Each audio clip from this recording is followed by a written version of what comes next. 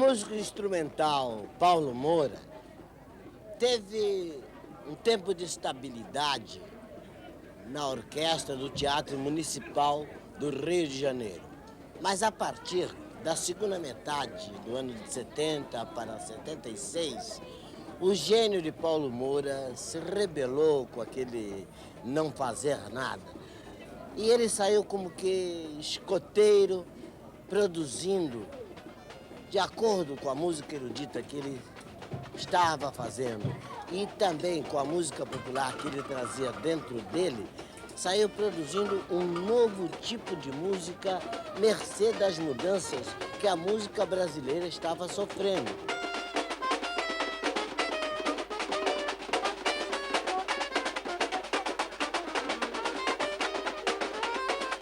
Mas é preciso atentar para a música de Paulo Moura, porque a música de Paulo Moura, ela traz alegria, ela provoca entusiasmo. Provoca entusiasmo por quê?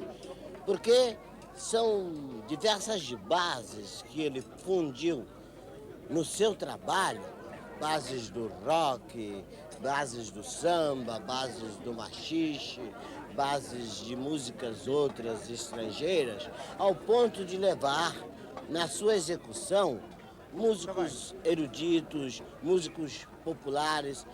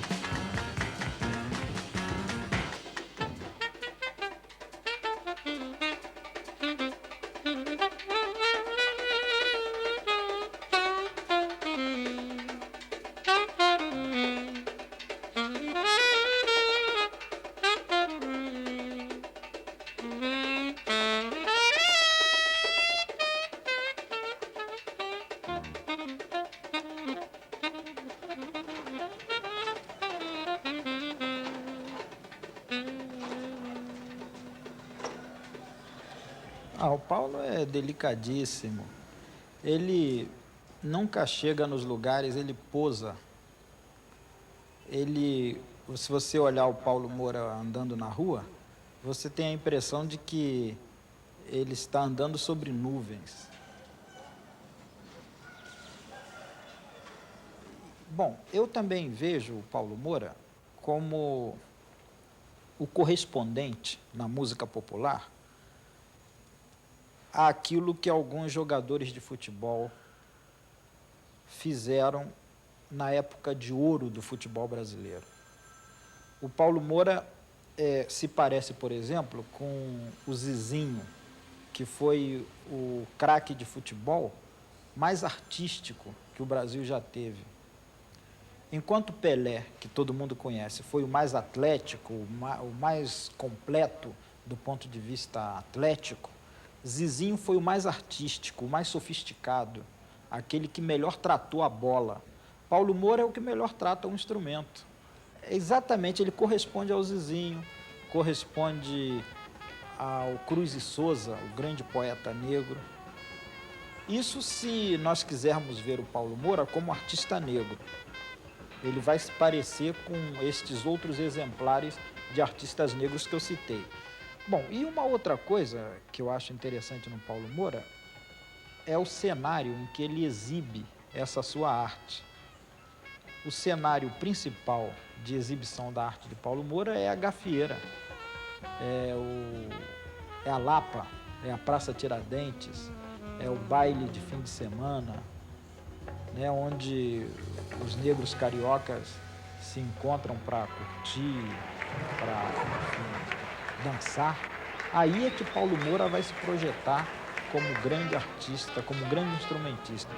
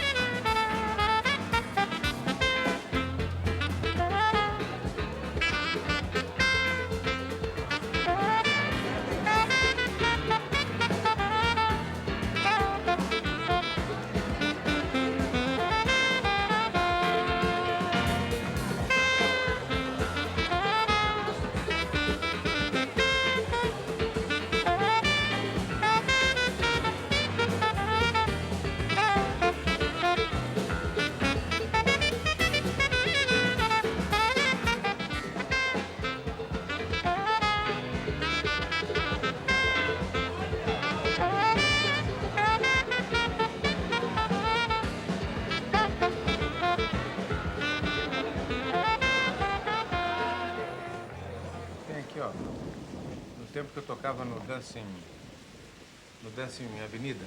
Tocou no Dancing Avenida? Se não me engano, foi no Dancing Avenida que Elisete Cardoso apareceu. Foi lá. Foi lá. Ângela Maria também. Ângela Maria também? E esses aqui quem são? Quem era o band líder? Band líder, esse aqui, ó. Esse aqui? Você está aqui com a conhecendo risonha, falou. Quando foi que você foi na infância que você começou a se interessar pela música, né? Quando eu nasci eu já comecei a ouvir música em casa mesmo, porque naquele tempo os músicos se encontravam para tocar no interior, né? Sim, música de banda, de repente uma festa, então a música era sempre ao vivo. Não tinha essas facilidades do disco de hoje, né? Que hoje nós temos, né? Então, sempre tinha uma festa na minha casa, sempre tinha ensaio de banda, ou ensaio de orquestra mesmo, de jazz band, de modo que eu estava sempre ouvindo. E já tinha, mesmo pequeno, quando eu me entendi por gente, eu já tinha decidido. Ia ser músico? Ia ser músico. E aqui, ó, queria te mostrar aqui esse casal aí. Ah, esse casal eu tô adivinhando. Esse senhor aqui deve ser o seu pai. E essa senhora deve ser sua mãe. Você sabe, meu pai era clarinetista, né? Uhum. Ele, quando eu comecei a me interessar, a estudar música, eu estava querendo estudar trompete, mas ele já tinha um instrumento já na cabeça, assim, para que eu estudasse. Então foi a clarineta. Tinha instrumento pro Paulinho. Mamãe, como é que se chamava? É Cesarina. Dona Cesarina. E papai? Esse é o Pedro Moura. E eu tenho um choro com o nome de Velho Pedro, que Velho eu gravei Pedro. agora, que foi em homenagem a essa pessoa aí. Esse choro saiu assim de uma lembrança que eu fui tendo assim, das noites que eu ia dormir e meu pai ficava preparando a clarineta, preparando algumas peças do instrumento assim, para tocar no dia seguinte, essa coisa, entendeu? Ele ficava experimentando determinadas notas. Dessas notas eu fui fazendo choro.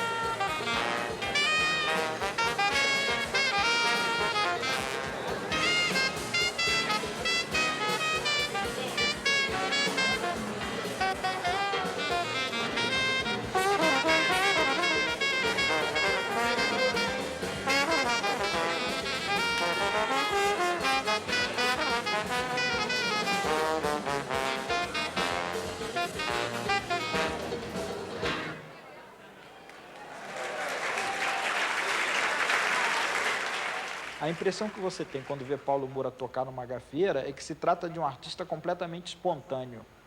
Mas se você conversar com ele e ouvir a música que ele faz com mais cuidado, você vai ver que não, que ele não é um artista completamente espontâneo, ele é um artista trabalhado também, um artista muito trabalhado, muito sofisticado.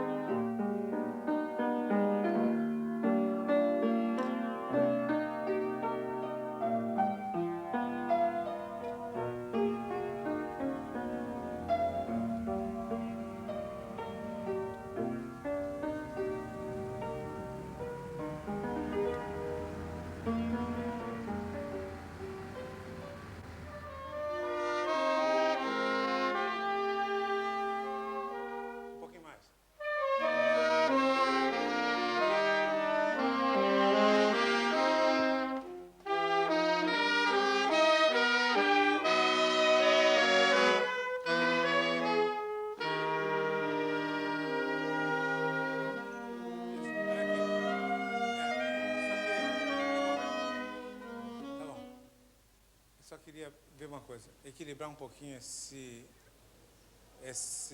o som, a intensidade. Talvez um pouquinho menos o sax alto, você. Vamos lá. 1, 2, 3, 4.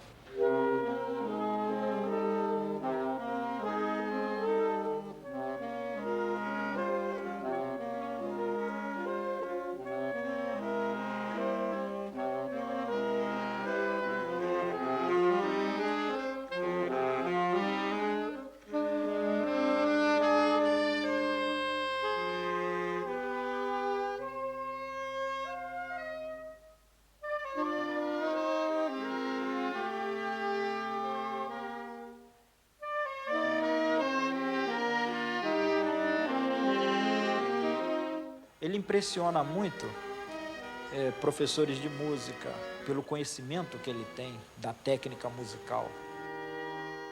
A grande virtude dele foi assimilar de maneira profunda diversos estilos de música considerados não negros, assim como, por exemplo, a música erudita brasileira, assim como, enfim, a instrumentalização europeia.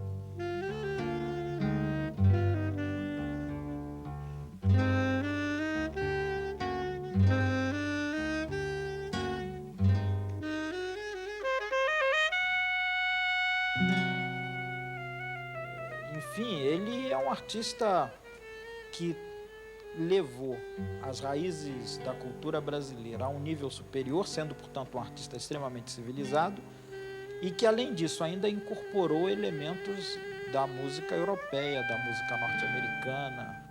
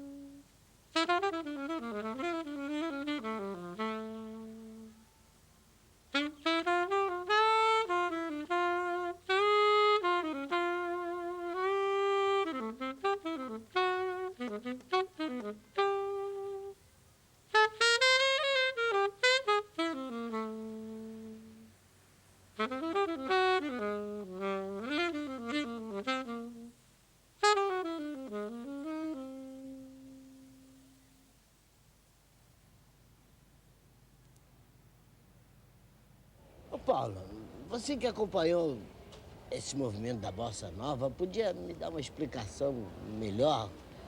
O que tem em comum a Bossa Nova, o jazz e o samba? É muito próximo, né? É tudo muito próximo porque todo jazzista, da década, ali no início da década de 60, todo jazzista, instrumentista, solista, tudo, incorporou a bossa nova no seu estilo. Todo jazzista brasileiro. Nos Estados Unidos também aconteceu, mas aconteceu mais depois do festival de jazz que teve lá, de bossa nova, que teve lá no Carnegie Hall. Com o Sérgio Mendes. Estive com o Sérgio Mendes. Agora, desde quando eu comecei, assim, a tocar profissionalmente, em bailes, havia uma tendência do músico a fazer improvisações em ritmo de samba. E para isso, ele usava a música americana, o tema de jazz americano. E não sei se foi por coincidência ou se foi o que aconteceu, mas por acaso a bossa nova, temas como Garota de Ipanema e Samba de uma Nota Só, obedece à mesma forma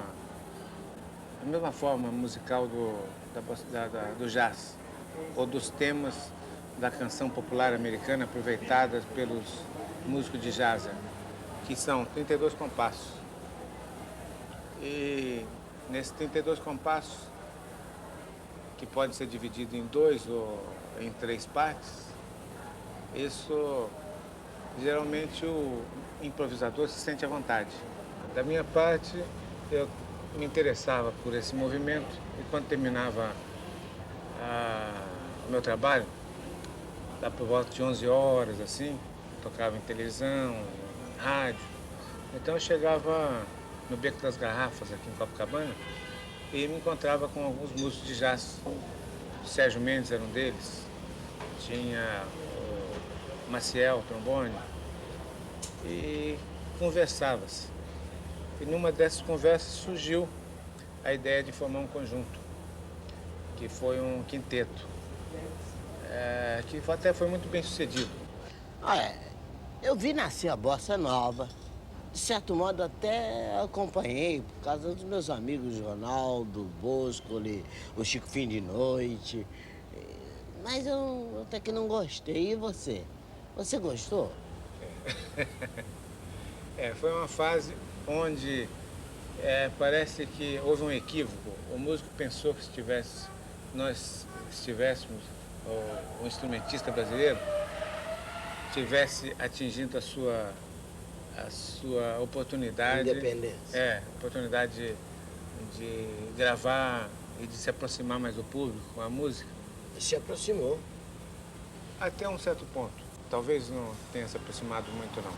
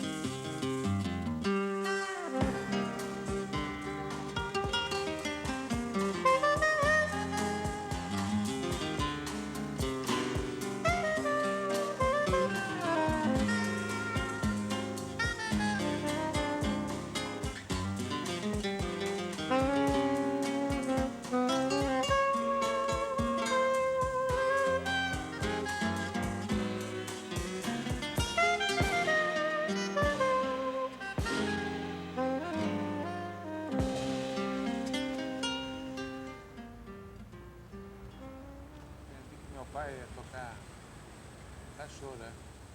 Depois, quando eu fui tocar profissionalmente, é que eu comecei a tocar jazz.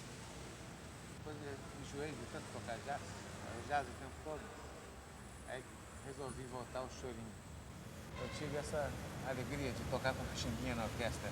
Eu tive a felicidade, a sorte de ouvir o Choro Carinhoso sem letra.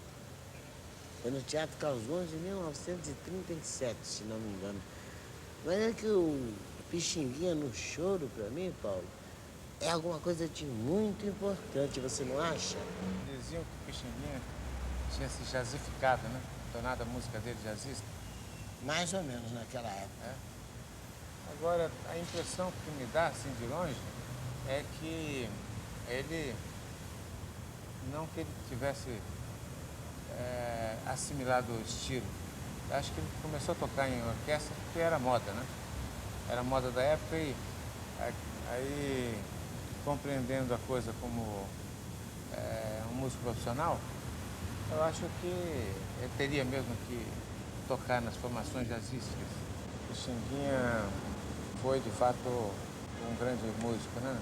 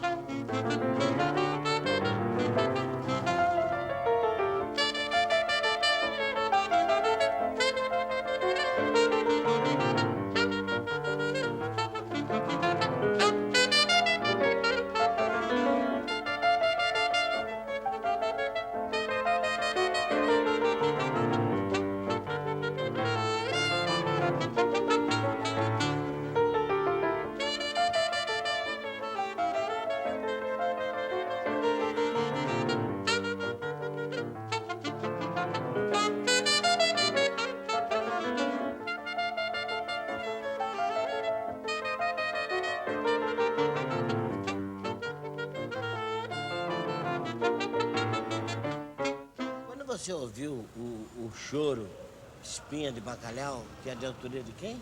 Severino. Severino. Você achou que naquele andamento estava bom ou você resolveu fazer um trabalho em cima dele? Eu adiantei um pouquinho o andamento. Adiantou um pouco o andamento. Porque, na época, a música tinha sido gravada bastante rápido.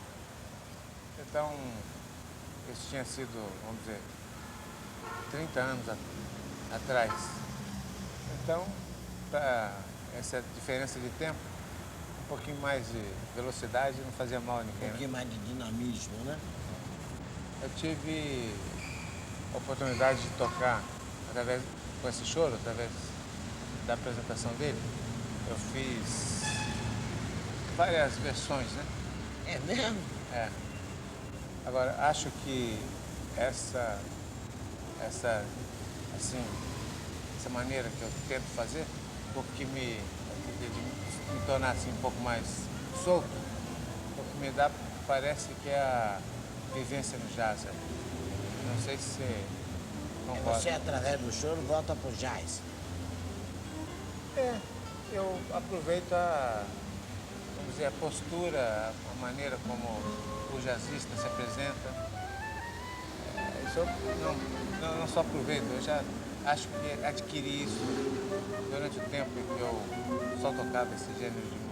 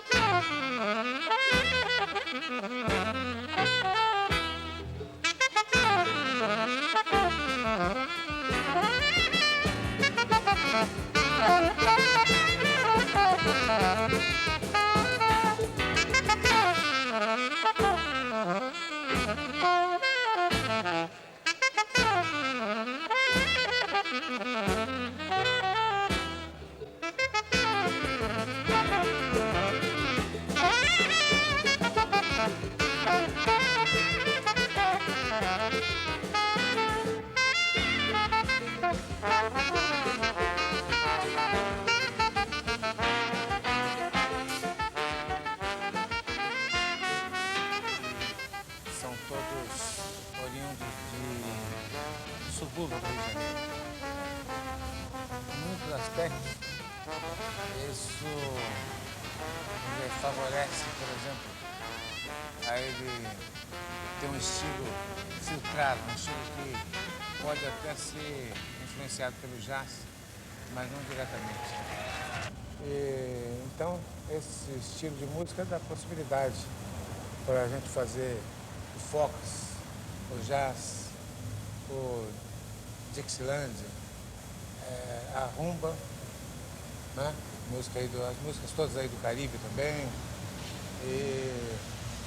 Quer dizer, todos os gêneros, muito improviso. Inclusive, existe uma abertura para músicos que vêm passear no baile e acabam dando uma canja. Além de que essa alegria, essa festa, então a possibilidade de a gente olhar as pessoas se encontrando, dançando e celebrando, né, a existência, né? Então isso é uma coisa que me faz cada vez mais interessado assim, nesse trabalho de tocar em gafieira. Falou, bicho. É uma criatura delicadíssima, né? E acho que essa delicadeza da criatura que ele aparece na música que ele faz. É uma música também extremamente delicada, no sentido em que é extremamente bem combinada, né? Eu ia dizer harmônica, mas podia confundir o sentido. É extremamente bem combinada a música dele, né?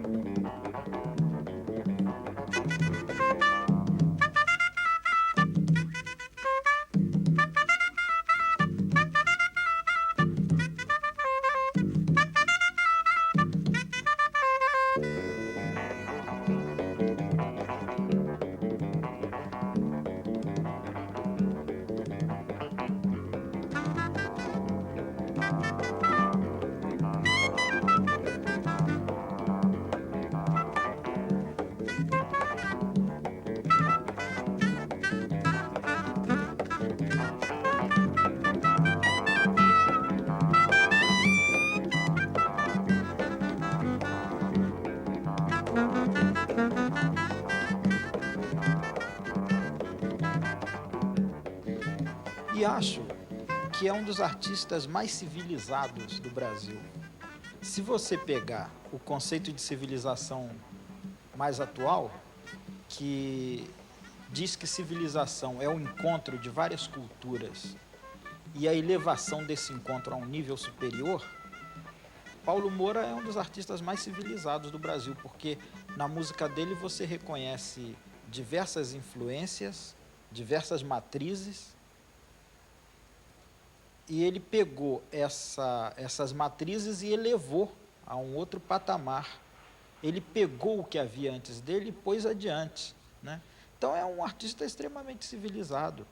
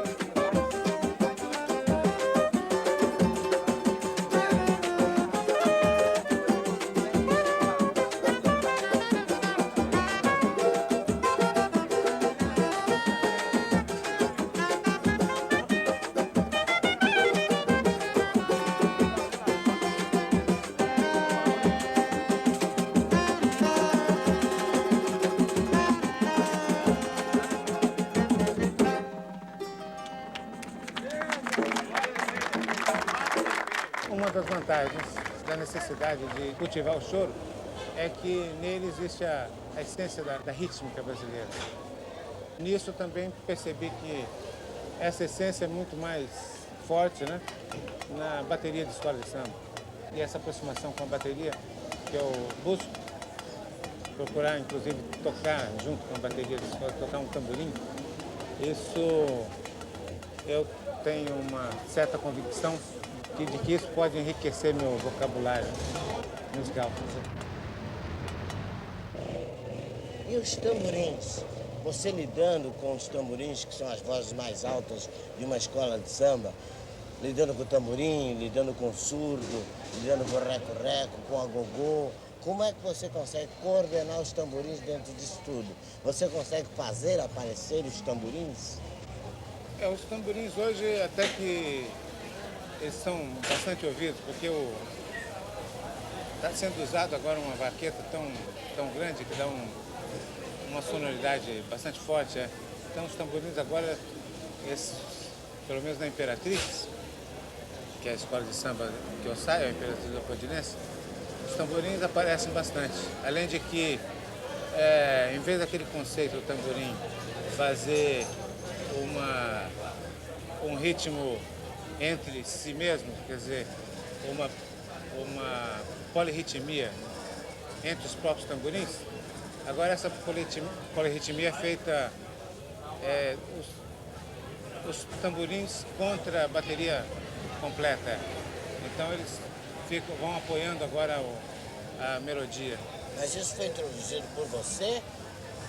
Não, isso foi introduzido pela bateria da qual eu pertenço, que é Imperatriz, e que é reconhecida uma das melhores alas de tamborins que nós temos, né?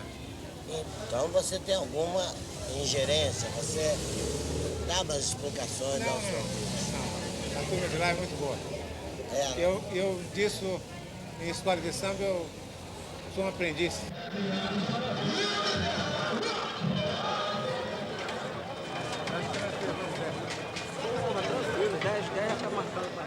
Uma das coisas que me comove, por exemplo, nesse trabalho, é justamente esse momento da parada, do desfile da escola de samba.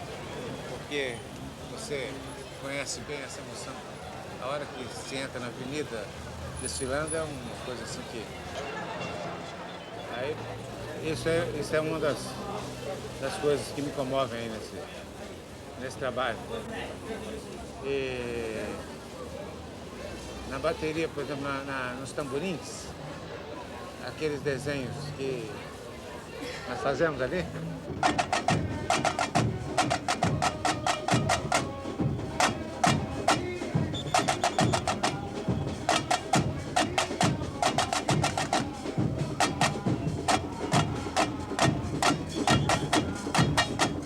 tudo isso aí vamos dizer, representa isso tudo um tipo de relacionamento, convenções e comportamento, inclusive, que tem a intenção de chegar ao mesmo fim de uma orquestra sinfônica, que é a performance. Só que é por outros meios. Maestro, você deu uma explicação legal, entendi tudo.